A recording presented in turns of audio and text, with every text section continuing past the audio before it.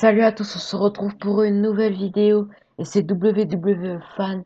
Donc là, je vais vous faire deux épisodes de WWE News avec 4 news. Donc, on commence avec la première news qui est que Angelo Dawkins devient papa.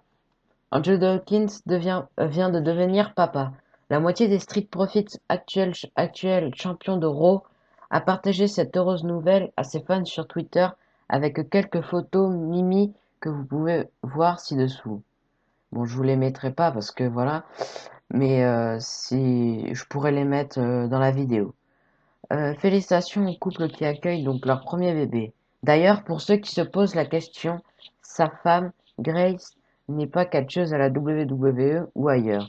La naissance de son enfant pourrait expliquer pourquoi les champions par équipe de Raw ont été absents subitement de nos écrans après avoir défendu les titres avec succès face aux Viking Raiders le 17 juin dernier.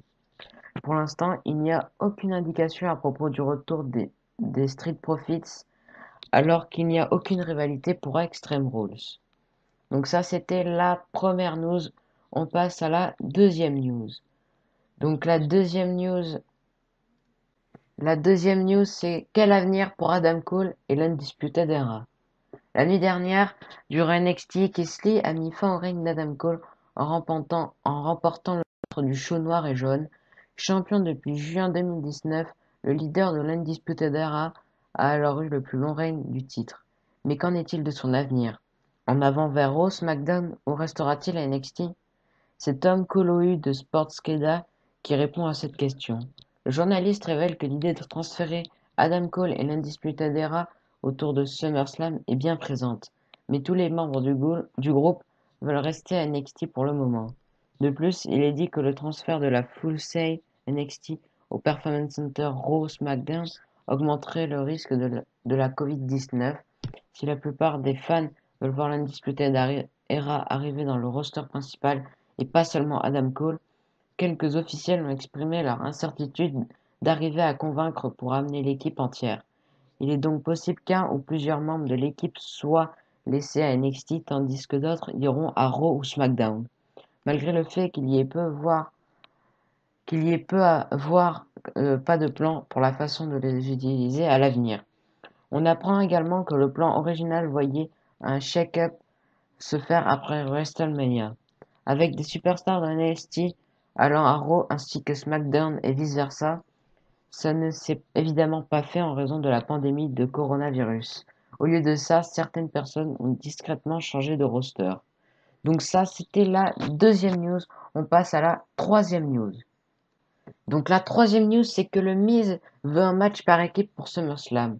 Alors que nous allons pouvoir voir de nos yeux une défense des titres par équipe lors du prochain épisode de SmackDown, voyant les actuels champions du show bleu, le New Day, affronter Shinsuke Nakamura et Cesaro, The Miz a émis le souhait d'un possible match par équipe lors de SummerSlam.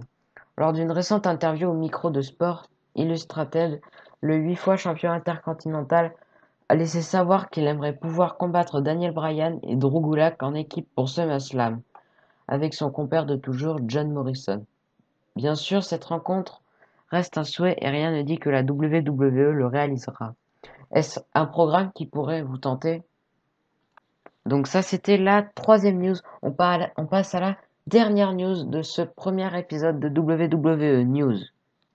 Donc la quatrième news, c'est que il n'y aura toujours aucun spectateur pour WWE SummerSlam.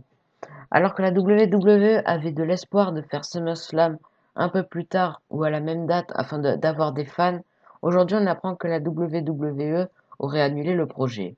En effet, WrestleVotes confirme que SummerSlam est toujours bien prévu pour le 23 août au Performance Center à Orlando et que le plan d'avoir des fans dans la salle pour SummerSlam n'est plus sur la table. La situation du Covid-19 ne s'améliore pas aux États-Unis et la compagnie aurait présentement comme plan de se préparer à retrouver des fans pour fin septembre. La situation reste encore à déterminer comme les choses changent très rapidement.